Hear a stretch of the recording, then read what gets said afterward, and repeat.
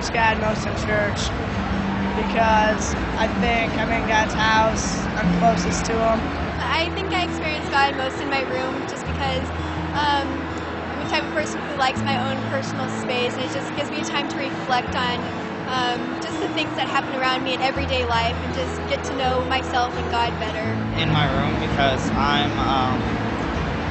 I'm in a quieter place and it's easier to concentrate.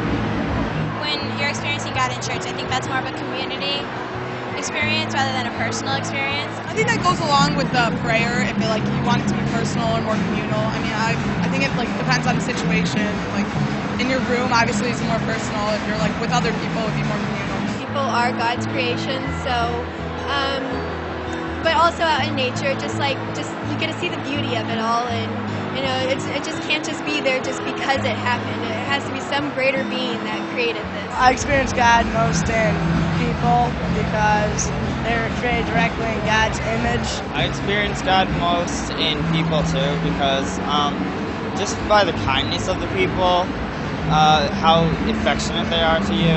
I think you experience God both happy and sad times. I mean, obviously in happy times you're rejoicing that God is there for you, but also in sad times I think you realize that maybe God wasn't there for that specific moment, but maybe later on He'll be there for you. When you're happy and when you're with your friends and everything, I think you see a lot more of joy brought out in people, and you can experience seeing God's Spirit in everybody. Sad times aren't sad just because they're sad. You learn from the experience, and you're trying to work through it, and it ends up being good in the end most of the time, but it just helps you grow.